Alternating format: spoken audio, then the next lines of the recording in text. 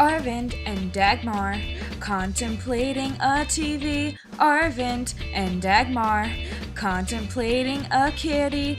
Arvind and Dagmar, making all the puppets speak. Arvind and Dagmar, skipping through a yard of green. Arvind and Dagmar, playing tag and frolicking. Arvid and Dagmar, jumping on a trampoline. And the host in the show, yeah! Do you remember when Phoenix and I were in that truck and George was in the back seat? And do you remember that? Yes, the pancakes. Pancakes. Yes, those pancakes were they. Oh, welcome to the show. My name's Arvind and this is Dagmar. Today we will be reviewing A Dollhouse. A doll's house. No, A Dollhouse. But that is simply absurd, Arvind. One need only look at the script to tell that Ibsen truly meant a doll's house. To say a doll's house implies that there's ownership on Nora's part, which undermines the central conflict of the play. Nora doesn't have control of her life, that's the problem. But, by Jove, you're completely missing the point. The whole point of the play is to show how Nora's manipulative and how she does have control over her life, even if it only becomes apparent in the last part of the play. Well, I suppose your logic isn't completely flawed. To analyze this further, let's bring in a professional. Everybody please welcome the drama expert Theo Tor. Welcome. Mr. Tor is a renowned theater critic who has written numerous articles about this controversial play. Thanks for having me. We were just discussing our interpretations of the title, A Dollhouse. A doll's house. As you can see, we have differing opinions. What is your take on the matter?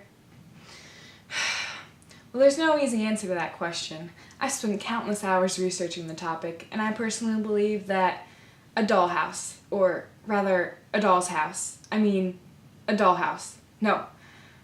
Oh, I can't decide. Too bad Ibsen isn't here to tell us the truth. Did someone say enemy of the secret ties of marriage? No. Oh my stars! It's the playwright Henrik Ibsen himself! Mr. Ibsen, please come join us! Thank you. Well, since you're here, maybe you could tell us what the real title of your play is. Oh, not that again. Let's spend more time on important things. Like how amazing What is this? Herm Weekend is calling my obviously profound and deeply serious play a frivolous comedy. Yet this article applauds my artistic genius. But wait, this fool calls my masterpiece trash. Oh yes, during my research I came across many mixed reviews. Why do you think critics disagree so much? Because nobody has addressed so groundbreaking a topic before. They're obviously too close-minded and traditional to see the heart of the problem that my play addresses. That women have social, political, and personal rights the same as any other human. If you knew your play was going to be so controversial, why did you continue writing it? Other playwrights go down to the sewer to take a bath. I, in order to cleanse it. And by that you mean? The primary purpose of art is to correct the ills of society. I'm not sure I completely agree with that. Art is a means to express oneself, not clean oneself. Now, if you'll excuse me, I have other drama to attend to. Okay, anyways, I have a question for you, Ibsen. You seem to have implied that your play is controversial because it challenges the roles of men and women in today's society. Is that an accurate interpretation? A woman cannot be herself in a society of the present day, which is exclusively masculine society, with laws framed by men. I try to show that in my play, through Nora's actions and the forgery conflict. It's absurd that Nora does not have the right to sign off her own loan to save her husband. If she had, she wouldn't have been forced to take illegal actions. Our judicial system judges feminine conduct from a masculine point of view, and this is flawed. Because of that, they are not able to reach their full potentials. Do you think these restrictions are purely legal? Of course not. Women are restricted in every part of their lives, especially in their marriages. Critics call me the enemy of sacred ties of marriage, but really, I'm just showing people that what they're choosing to ignore. Marriage isn't equal. Thank you, Ibsen, for the lovely commentary on your play. We hope to talk to you again soon. Goodbye. To further debate the issue, let's welcome marriage professional Mrs. Ogenistic. Thank you for having me on the show, Dagmar. What did you think about the play? As a wife and a mother, I did not think the play accurately represented the roles in a marriage. A woman should always put her children and her husband before her own needs. Oh, really? What do you think makes a healthy marriage? Each partner should know their proper place in a relationship and stick to their duties. A woman is in charge of the household and caring for the children, while a man should be taking care of the finances. I agree. That was my chief problem with the play, and I know many of my peers feel the same way. I completely disagree. I believe that marriage should be an equal partnership of equal minds. That's a philosophy my wife Gladys and I have anyway. Marriage is not about equality. It's about safety and fidelity. Critics say that a dollhouse A doll's house. is about a troubled marriage from beginning to end. Are you implying that there's no such thing as a troubled marriage? Not necessarily. Everyone has problems, but nobody has successfully written about these problems, and nobody should ever try to. The play fails on every level. Thank you for your thoughtful insights. I hope to speak to you again very soon. Goodbye. Now I am pleased to welcome our final guest, the star actress who depicts Nora in the play, Adele Lujanel. It's nice to see you again. It's been a few years. Has it really been that long? Yes, you're right. I've been so happy these last 8 years. There now, let's just sit here by the fire and relax and talk. No, you sit there. I want the rocking chair. Yes. And now you've got your old face back, although you are a little more pale, Christine, and a little thinner. Who's Christine? Oh, but how thoughtless of me, chatting away like this. Can you forgive me? Sure, whatever. How did you like working on the production? It was great fun, working and making the money. Almost like being a man. Isn't this play a great work of feminism and how females are treated in this society? What do I care about your stupid society? Well, you're obviously a very dedicated method actress. I believe I am, first of all, a human being, just as much as you. Or at any rate, I must try to become one. Yes, I completely agree. Now, what did you think of the ending when Nora left Torvald? I realized I had been living 8 years with a stranger, and I had borne him 2 children. Oh, I can't stand thinking about it. I feel like tearing myself to pieces. So, does that mean you haven't reached the point of becoming a human being like you wanted to? How can I tell? I have no idea what's going to become of me. I guess it's time to say goodbye. Thank you for being on our program. Would you like a complimentary signed picture of my wife? I told you no. I won't have it. I'll accept nothing from strangers. Are you sure? Completely clear and sure. That's why I don't want to stay here anymore. You can leave. You're actually supposed to leave. Play for me! I want to dance!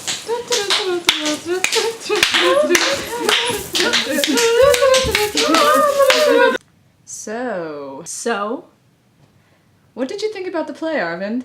Well, I don't know about you, Dagmar, but I enjoyed it. One of the major highlights of the 79 theater season, by far. A highlight? My good man, let's not get carried away. What, don't you agree? I can't see why I would. Yes, the acting was exceptional, I'm a macaroon! but even that couldn't obscure the fatal flaws inherent in the play. Fatal flaws? Now you're the one getting carried away. Nonsense. Even you couldn't tell me that Ibsen's representation of men wasn't highly biased. Torvald, Krogstad, and Rank are spineless caricatures of men without any strength of character or masculine fortitude. The evidence. They fall prey to the frivolous whims of the women in their lives. Rank dies passively, ensnared to the end by Nora. Krogstad abandons his long-term plan of retribution for the mere chance of a future with that disgusting Ibsenite feminist, Mrs. Lind. And Torvald. Don't even get me started on Torvald. If he had any backbone, he wouldn't have been the sniveling, groveling thing he became at the end of the play, turned helpless by a woman. It was more than offensive. I suppose. But simply for hypothetical purposes, of course. Imagine that you were a woman. I'd rather not, thank you. But suppose you were. Wouldn't you be offended by Nora's gross underrepresentation in her own marriage? Even I, a man, felt demeaned by how he treated her in the beginning of the play. So controlling that he wouldn't even let her eat a macaroon, forcing her into secrecy for something so trivial. And not to mention, all those silly little pet names. Pouty Squirrel, Little Lark, and even Elfmaid. Elfmaid, for goodness sakes.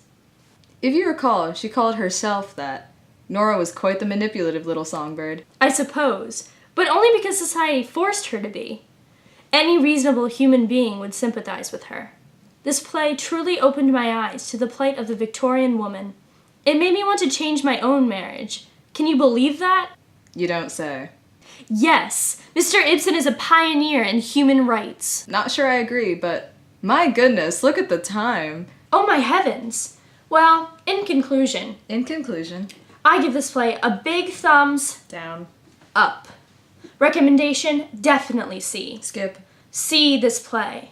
You might be a part of history. Is that another way of saying you'll just waste your money? Oh, shut up, Dagmar. Have a macaroon.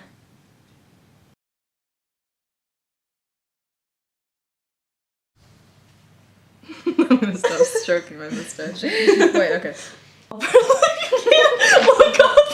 We were just discussing Arguing. our interpretations of the title A Dollhouse.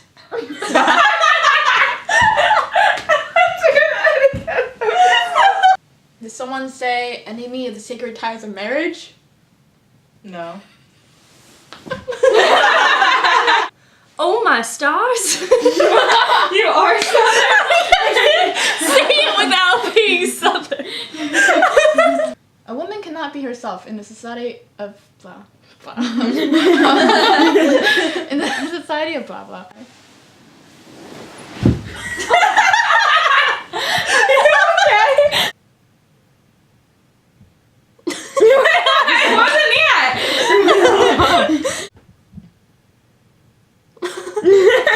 Okay.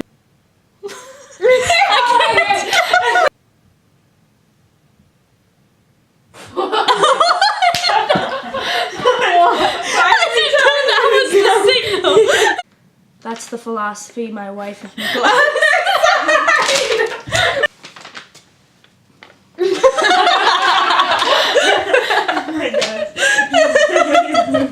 It's been a few years.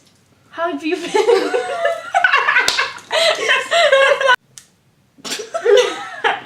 How do people do this for their jobs? I can't do it. It's been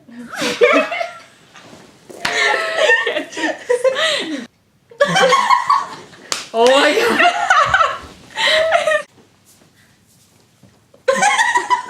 Your mustache. How did that look? Are you sure? We're doing again, Melody laughs. Did by Nora's gross underpresentation of her Underrepresentation. I'm sorry. Underpresentation. Like that's not right. I'm a man. I'm a man.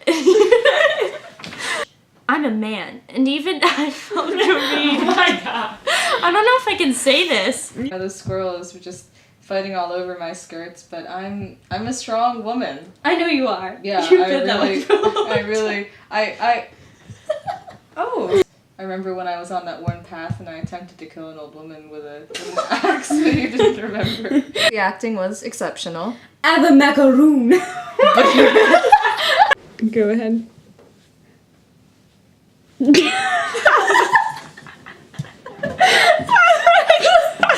I was like, oh my goodness. And what were you saying? I was out in the field. Ponder.